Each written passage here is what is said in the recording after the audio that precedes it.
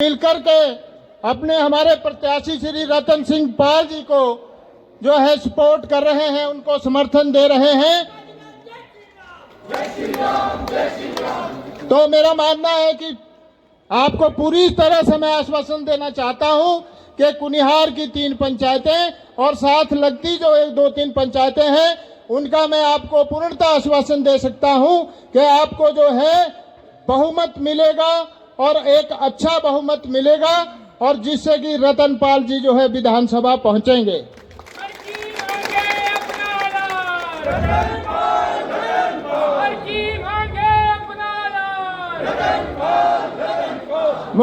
के माननीय वीरभद्र जी हमारे को उप तहसील दे गए थे, और आपसे हम चाहते हैं कि नहले पे दहला हो जाए और इसका तहसील का जो दर्जा है वो कुनिहार को दिया जाए।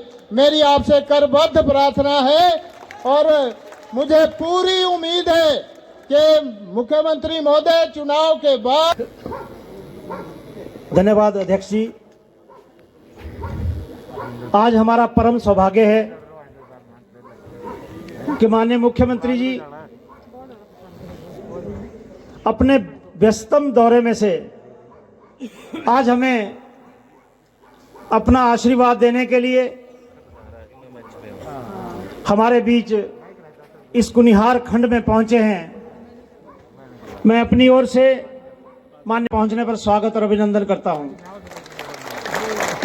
हमारे बीच में हमारे इस उपचुनाव के प्रभारी, हमारे बहुत ही आदर के योग्य डॉक्टर राजीव बिंदल जी, हमारे इस चुनाव के सह प्रभारी और प्रदेश में स्वास्थ्य मंत्री मेरे बड़े भाई राजीव सैजल जी, बहुत ही आदर के योग्य जो आपके बीच में निरंतर रहते थे, हमारे पूर्व में 2 बार सांसद रहे आदरणीय वीरेंद्र कश्यप जी, हमारे इस कुनिहार खंड के जो प्रभारी है भाई बलदेव तोमर जी, हमारी इस जो खंड के साथ दूसरा खंड लगता है डुमेहर सालाघाट, इसके प्रभारी भाई बलदेव भंडारी जी, हमारे बहुत ही आदर के योग्य हमारे जिला परिषद के सदस्य भाई अमर सिंह ठाकुर जी, बहुत ही आदर के योग्य हमारे जो प्रदेश जिला मार्केटिंग बोर्ड के सदस्य भाई संजीव जी, भाई रामेश्वर शर्मा जी, और सभी जो हमारे यहाँ पर आपका आशीर्वाद लेना है, और जनता भी आज आशीर्वाद देने के लिए यहाँ आई है। लेकिन जो आपने अर्की विधानसभा क्षेत्र के लिए किया है, एक हारे हुए प्रत्याशी के रूप में जब हम आपके पास जाते थे, आपने कभी भी अर्की विधानसभा क्षेत्र की समस्त जनता की मांगों के लिए कभी नहीं ठुकराया। आपने कुनिहार इस क्षेत्र के लिए बहुत कुछ दिया है। जब भी आप कुनिहार आए या अर्की आए, आप कुछ ना कुछ देकर गए। बात चुनाव की नहीं है, अर्की विधानसभा क्षेत्र की समस्त जनता ने यह ठान लिया है कि जो 4 साल में विधायक प्राथमिकता या कोई और काम होने हैं, 1 साल सरकार का है, 2 साल कोरोना में चले गए और आपको 2 साल काम करने का मौका मिला है। लेकिन जिस प्रकार से आपने कोरोना के बीच में भी लगभग 300 स्थान, माननीय मुख्यमंत्री जी अभी किन्नौर से हमारे बीच में आए। बहुत बड़ी जनसभाएं थी किन्नौर में, किन्नौर से हमारे मध्य पहुंचे हैं, और यहां से अभी आपको कुल्लू जाना है और कुल्लू में एक जनसभा को संबोधित करना है।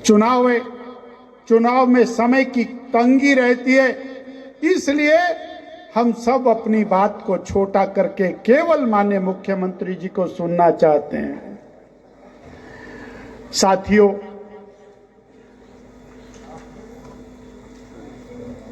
चार साल पहले इसी प्रकार का एक चुनाव हुआ था। आपने अपना विधायक चुना, प्रभु को कुछ मंजूर था, दोबारा से चुनाव आ गया। ये चुनाव अगले साल नवंबर के महीने में होना था, जो इस साल अक्टूबर नवंबर के महीने में हो रहा है। 1 साल बाद दोबारा से हम लोग चुनाव में जाने वाले हैं। और जब हम 1 साल बाद दोबारा चुनाव में जाने वाले हैं तो हमारे पास काम करने के लिए केवल और केवल 11 महीने बचे हैं। हमने 4 साल में क्या खोया, क्या पाया, इस विषय को अगर जो हम छोड़ देते हैं तो माननीय मुख्यमंत्री हमारे सामने बैठे हैं और माननीय मुख्यमंत्री जी जो कहते हैं वो करते हैं और हृदय की गहराई के साथ दिल खोल करके देते हैं। भाई रतन पाल जी ने बहुत सारी चीजें गिनाई, बहुत सारी नहीं गिनाई, जल्दी में नहीं गिनाई होंगी, इनको भी पता, मुख्यमंत्री ने जाना है, मुझे भी पता उन्होंने जाना है। पर एक बात है, 1 साल का मौका हमारे और आपके लिए, हमें इसे किसी भी कीमत पर गंवाने की जरूरत नहीं है। अगर हमने ये मौका गंवा दिया तो हमको बहुत बड़ा नुकसान होगा। और 1 साल के बाद दोबारा चुनाव आने वाला है। कुछ लोग कहते हैं कि ये जो घोषणाएं पूरी नहीं होंगी। अरे पूरी नहीं होंगी तो ये कोई कुंभ का मेला तो है नहीं जो 12 साल बाद आएगा। अगली नवंबर में फिर चुनाव आएगा और फिर आपके सामने आ जाएगा मुख्यमंत्री जी ने क्या बोला था और क्या किया है। मेरे से सहमत है? मेरे से सहमत है? 1 साल के समय का फायदा उठाना है। चलो अभी आप थोड़ा सा और, माननीय मुख्यमंत्री जी, मैंने देखा यहाँ पर पिछले कल 2 दिन से हम लोग एक मैदान में रैली की तैयारी कर रहे थे। पिछले कल खूब बरसात हुई, सब धराशायी हो गया। बहुत सारे प्रधान, बहुत सारे उप प्रधान मिल करके आ गए और ये सारा टेंट लड़िया थड़िया उठा करके यहाँ जमा दिया।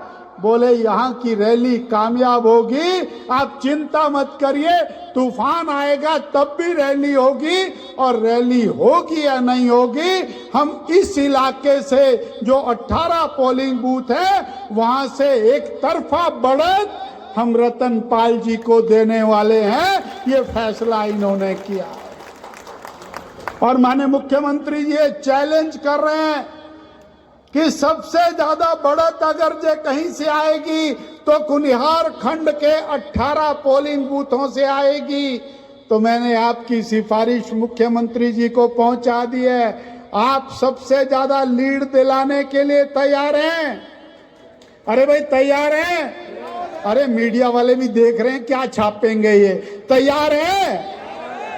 तैयार हैं तो मुट्ठी बंद करिए, ऐसे मुट्ठी बंद करिए, बोलिए जय राम जी को जय श्री राम, जय श्री राम, जय श्री राम, जय राम जी को जय श्री राम, जय श्री राम, जय श्री राम। अंत में माननीय मुख्यमंत्री जी बहुत सारी चीजें आप देंगे, आज घोषणा नहीं कर सकते हैं। एक वस्तु, एक नितांत आवश्यक चीज जो यहाँ तहसील मांगी है, हम और आपसे इसकी पर जोर सिफारिश करते हैं। और 2 नवंबर को रतन पाल जी विधायक बनेंगे, उससे अगली कैबिनेट में हम आपसे प्रार्थना करते हैं कि यहाँ पर तहसील दी जाए, ऐसी हमारी आपसे प्रार्थना है। तैयार हैं भाई?